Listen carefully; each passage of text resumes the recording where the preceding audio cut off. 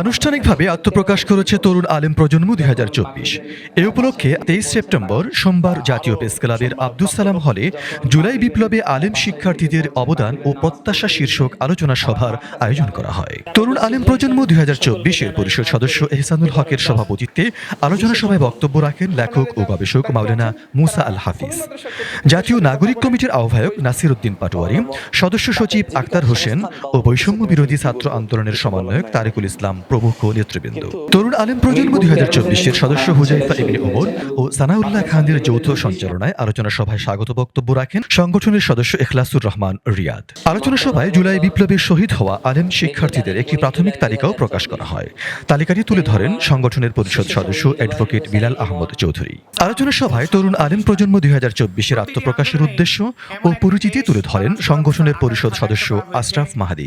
যে আলেম ওলামাদের যে এই আন্দোলনে অবদান ছিল, তারাও যে স্টেক হোল্ডার, সেই জায়গা থেকে, সেই অংশীজনের জায়গা থেকে আমাদের একটি প্ল্যাটফর্ম হওয়া উচিত, যেখান থেকে আমরা আমাদের কথাগুলো মানুষের সামনে তুলে ধরতে পারবো এবং রাষ্ট্রের কাছে তুলে ধরতে পারবো।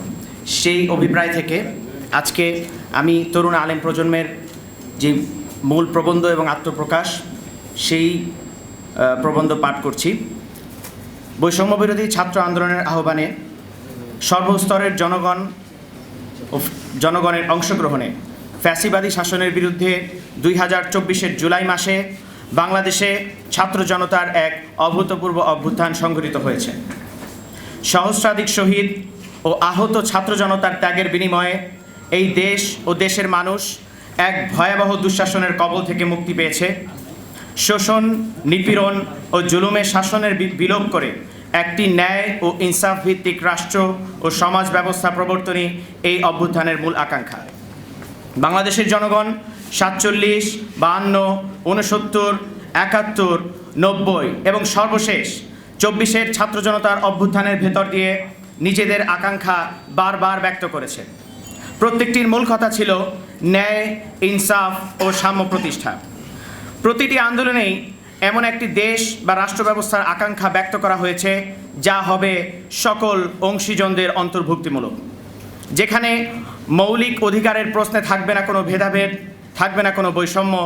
২০২৪-এর জুলাইয়ের ছাত্র জনতা তথা তরুণ প্রজন্মের হাত ধরে সংগঠিত অভ্যুত্থানের মধ্য দিয়ে সেই আকাঙ্ক্ষা বাস্তবায়নের একটি প্রবল সম্ভাবনাময় জাগরণ ঘটেছে।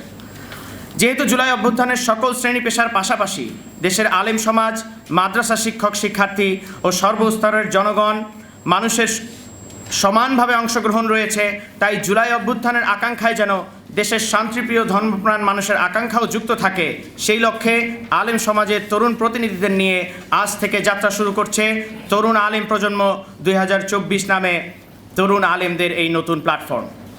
২৪-এর জুলাই অভ্যুত্থানের স্পিরিটকে ধারণ করে সবার বাংলাদেশ বিনির্মাণে দেশের ধর্মপ্রাণ মানুষের আকাঙ্ক্ষা সম্পৃক্ত করে ভবিষ্যতে তা সমুন্নত রাখতে তরুণ আলেম প্রজন্ম ২০২৪ সদা সর্বদা সক্রিয় ও সচেষ্ট থাকবে। আমরা মনে করি ছাত্র জনতার অভ্যুত্থানের সংহতি ও প্রতিরোধের চেতনা বাংলাদেশকে নতুনভাবে গড়ে তোলার শক্তি। এই শক্তিকে কাজে লাগিয়ে আমরা সকলে মিলে আগামীতে গড়ে তুলব একটি সাম্য ও সম্প্রীতির নতুন বাংলাদেশ। একটি নির্বাহী পরিষদ গঠনের মধ্য দিয়ে তরুণ আলেম প্রজন্ম ২০২৪ প্রাথমিকভাবে কার্যক্রম শুরু করছে। পর্যায়ক্রমে মত ও পথ যার যার, এক কালিমায় সবাই সমান, এই চিন্তাকে ধারণ করে সকল মত ও পথের ধর্মপ্রাণ মানুষের প্রতিনিধিদের এই প্ল্যাটফর্মের কার্যক্রমের সাথে সম্পৃক্ত করে তৃণমূল পর্যন্ত এর কর্মপরিধি বিস্তৃত করা হবে ইনশাআল্লাহ। তরুণ আলেম প্রজন্ম ২০২৪-এর নির্বাহী পরিষদের প্রাথমিক কাজসমূহ: ১. ছাত্র জনতার অভ্যুত্থানের মধ্য দিয়ে প্রতিফলিত হওয়া সামষ্টিক অভিপ্রায়ে ধর্মপ্রাণ জনগোষ্ঠীর আকাঙ্ক্ষাকে সম্পৃক্ত করা। ২. ছাত্র জনতার উপর সংঘটিত নির্মম হত্যাযজ্ঞে জড়িতদের বিচার নিশ্চিতকরণে সোচ্চার থাকা। ৩. ২০১৩ সালে হেফাজতে ইসলামের আন্দোলনে এবং ২০২৪-এর অভ্যুত্থানে শহীদ ও আহত আলেম এবং মাদ্রাসা শিক্ষার্থীদের যথাযথ ক্ষতিপূরণ ও রাষ্ট্রীয় স্বীকৃতি আদায়ে সচেষ্ট থাকা। ৪. রাষ্ট্র সংস্কার প্রক্রিয়ায় ধর্মীয় মূল্যবোধ ও সার্বজনীন অভিপ্রায়ের প্রতিফলন নিশ্চিত করা। ৫. বিভিন্ন মত ও পথের অনুসারী আলেম, শিক্ষক, ছাত্র ও ধর্মীয় ব্যক্তিত্বদের সাথে আলোচনা ও মত বিনিময়ের মাধ্যমে সর্বস্তরের ধর্মপ্রাণ মানুষের রাজনৈতিক আকাঙ্ক্ষাকে সুসংহত করা। 6. দেশের সর্বস্তরের ধর্মীয় নেতৃত্বকে সংহত করা সম্ভাব্য সকল উপায় ও প্রক্রিয়া অবলম্বন এবং ধর্মীয় মূল্যবোধ ও নৈতিকতা বিরোধী সকল উদ্যোগ, তৎপরতা ও প্রকল্পের ন্যায়ভিত্তিক মোকাবেলা। 7. বৃহত্তর ইস্যুসমূহে পারস্পরিকতা, রাজনৈতিক ঐক্য ও মতামতের সমন্বয় সাধনে বিভিন্ন পর্যায়ের ব্যক্তি, দায়িত্বশীল, তরুণ ও নেতৃস্থানীয়দের সাথে বিষয়ভিত্তিক সংলাপের আয়োজন করা। 8.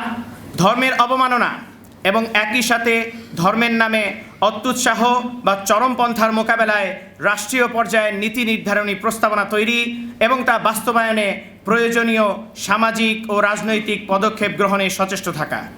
প্রাথমিকভাবে এইসব কার্যক্রমের মাধ্যমে তরুণ আলেম প্রজন্ম 2024 যাত্রা শুরু করছে।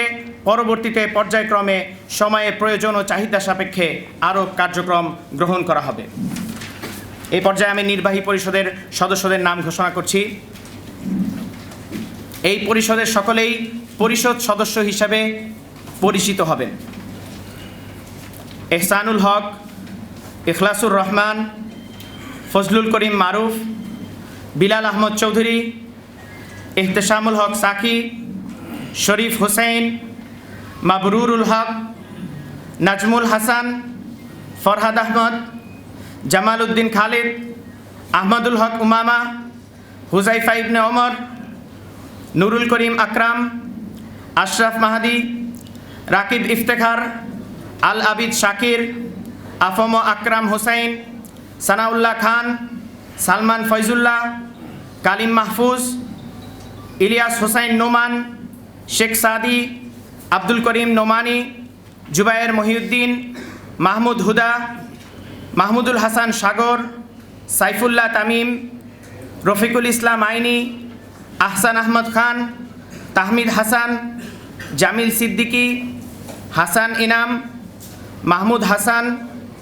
তহা মাহমুদ, সালমান হায়দার, আব্দুল হাকিম নাহিদ, ওয়াসিম বিন হাফিজ, সাজিদ আবদুল্লাহ, জিমামুল হক, নূহ বিন হুসাইন, আনাস বিন ইউসুফ, রশিদ আহমদ তাকি, ইমরুল শাহেদ, সাইফুল ইসলাম সাহেল, আবু দারদা নাইম, জুবায়ের নাবিল। সকলের কাছে দোয়া ও শুভকামনা চাচ্ছি যাতে এই পরিষদ তাদের লক্ষ্য পানে সফলভাবে ছুটে যেতে পারে এবং এই জাতির খেদমতে কিছু অবদান রাখতে পারে। আমাদেরকে আপনারা দোয়ায় স্মরণ রাখবেন।